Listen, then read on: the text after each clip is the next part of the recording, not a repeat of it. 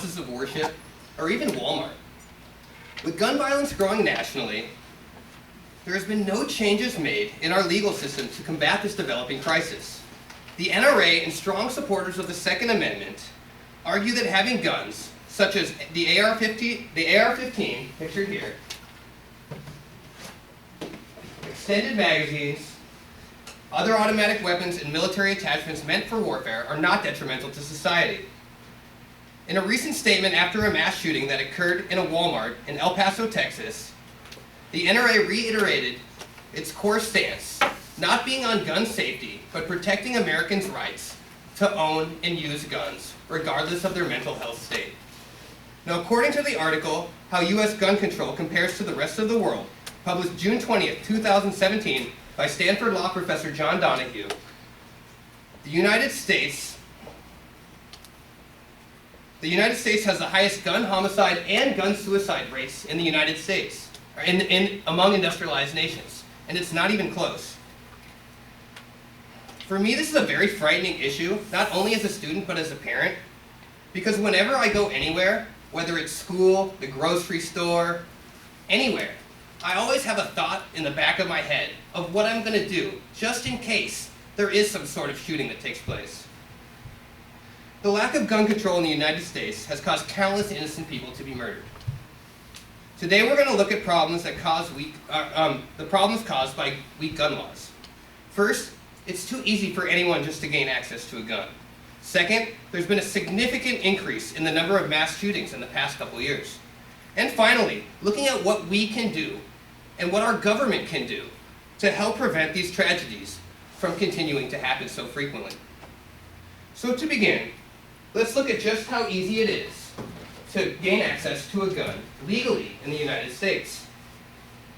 It has become very easy to legally purchase an array of weapons in the United States. The article, How Easy It Is to Buy a Semi-Automatic Gun in the United States, published February 15, 2018, by Kate Taylor of Business Insider, points out most states don't require fingerprints, a special permit, or even a waiting period before purchasing a firearm. In some parts of the United States, it's common for someone to go into a gun store and minutes later walk out with a semi-automatic weapon. Background checks are conducted for any in-store purchase of a firearm through the ATF, which is the Alcohol, Tobacco, and Firearms Bureau. If the purchaser has been convicted of a felony or a misdemeanor that exceeds 2 years, he or she will be denied the privilege of having a gun license. These are the only grounds of denial. So to be clear, you could be a known, angry, neo-Nazi, far-right extremist who supports hate towards minorities and violence towards minorities, and you could pass your gun background check without any problem. And even for the less than 1% of the people that are deemed unfit to own guns, they still have hope to own guns legally. Gun buyers don't have to go through background checks when purchasing a weapon from a gun show. Crazy, right? It's such a broken system. So while it's easy for anyone to legally purchase a firearm in the United States, gun violence has continued to steadily rise in the United States. There has been an escalating number of mass shootings in the United States over the past few years. Now, according to data from the National Gun Violence Archive, or as we'll call it the GVA, which tracks every mass shooting in the country, as of October 22nd, 2019, which is the 296th day of the year, there had already been 340 mass shootings in the United States. Now, a mass shooting is defined as an incident where 4 people are shot, excluding the shooter.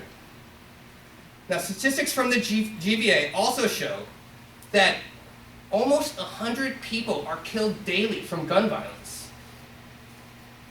In August 2019 alone, over 500 people were killed from mass shootings in the United States.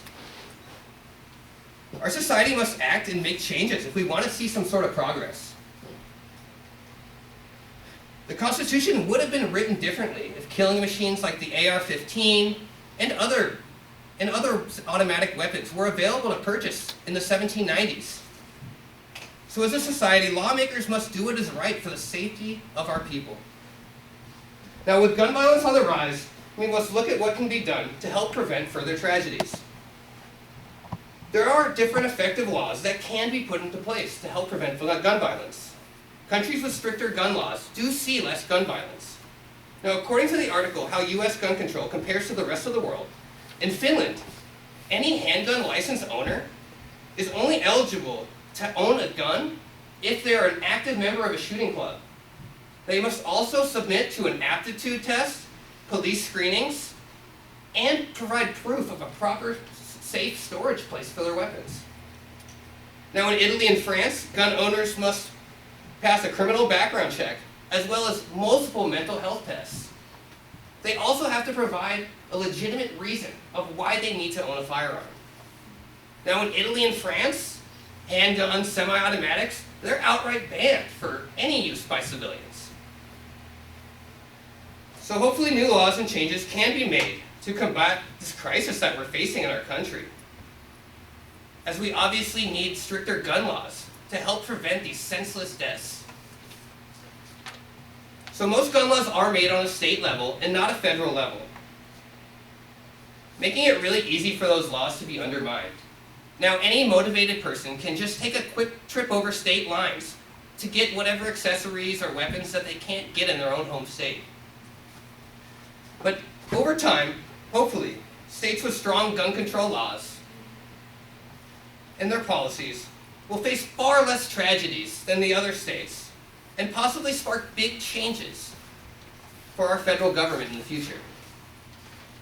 So, finally, we've gone over, first, just how easy it is to gain access to a gun in the United States. Second, the rise in mass shootings over the past few years. And third, finally looking at effective gun control policies we could implement that would help reduce gun violence. Now, I hope you all have a better understanding of gun violence and how important of an issue it is in our country, as well as what can be done to help prevent these catastrophes. To be clear, I'm not asking for a nationwide ban on firearms. I understand we are a nation deeply rooted in guns. As our country's history, we had to form militias to fight oppression and tyranny from England for our own freedom. I just don't see the need for civilians to own weapons like the AR-15 that have been turned into mass killing machines and the weapons of choice for these shooters. I mean, nobody is getting prepared for the zombie apocalypse, so I just don't see the point of anyone owning these. So in conclusion, if strong gun reform isn't made in our country, we can only expect to see more of the same. Stories of mass shootings, murders from guns, and hopefully these tragedies just won't make it their way towards us.